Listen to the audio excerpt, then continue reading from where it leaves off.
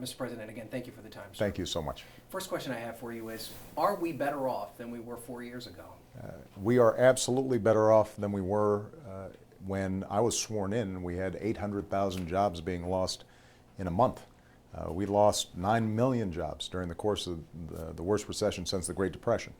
And in part because of the actions that we took, saving an auto industry, making sure that we were providing tax cuts to middle-class families, making sure that we were helping states so that teachers and firefighters and police officers wouldn't have to be laid off, putting tens of thousands of people back to work around the country, rebuilding our roads and our bridges. All those things allowed us to start growing the economy again. We've now seen growth and job creation over the last 29 months. But obviously we've got so much more to do. And that's true here in Virginia. That's true all across the country. And what I'll be doing on Thursday is laying out a very clear path of how we continue to grow the economy and strengthen the middle class. And I think it'll be a sharp contrast with what we saw last week. Speaking of last week, the Republicans based their entire convention around one line in a speech that you gave in Virginia in Roanoke when you said, if you have a business, you didn't build that. Do you have any regrets for the way that you made that point? Well, obviously I have regrets for my syntax, but not for the point, because everybody who was there watching knows exactly what I was saying. I had talked about how we all have to invest in schools and roads and bridges for businesses to grow, for small businesses to be successful. That there's a part of our economy that is dependent on all of us making common cause.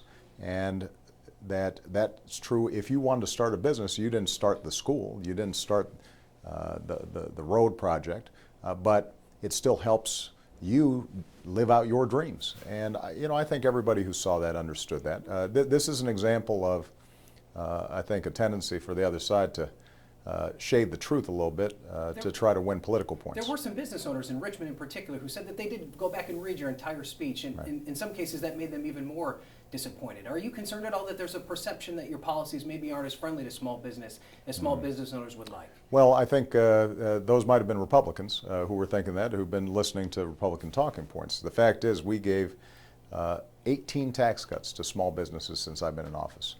A lot of small businesses around the country received financing when banks weren't willing to help them, and they were on the verge of closing their doors because of actions that we've taken.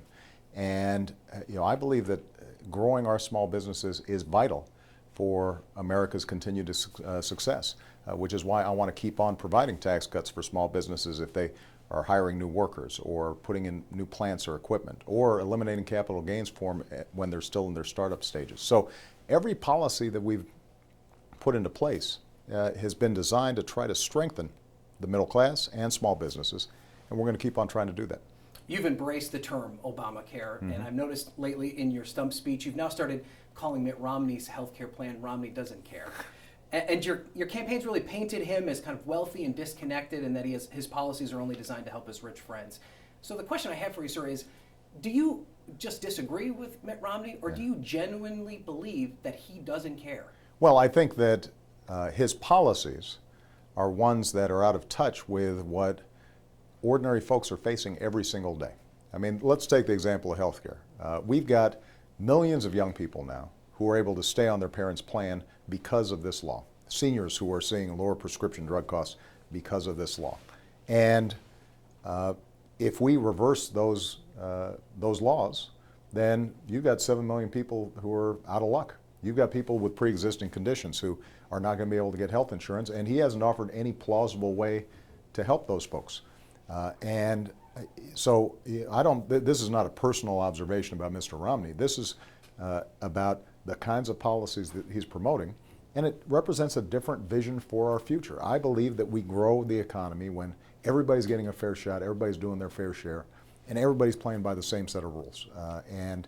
And that's what I've been trying to do for the last 4 years. That's what I intend to do for the next 4 years. I've had the good fortune to cover your events, probably about a dozen or so, and I've noticed just in the last couple of events you've really started to give a passionate plea to your supporters to make sure they get out and vote. Right.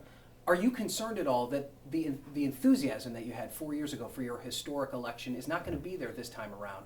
And are you concerned that folks just aren't going to get out and vote this time? Is that why you're so emphatic about that on the campaign trail? Oh, I think in '08 I was pretty emphatic as well. And I think if you see the crowds that we've been having just over the last few days, there's no enthusiasm shortage there. But what is always true in every election is that people sometimes get discouraged about what's going on in Washington. They don't feel like they're being heard. They see a lot of squabbling back and forth between the parties.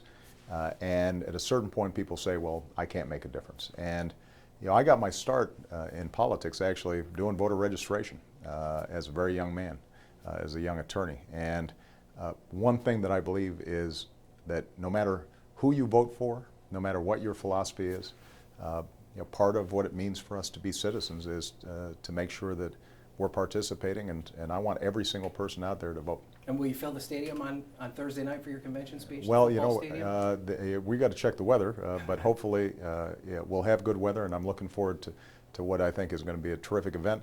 My main goal is not to worry about the logistics of the convention. My main goal is, I think, to communicate to the American people how we can move forward and create an economy where middle-class families, if they're working hard and acting responsibly, they've got a shot again.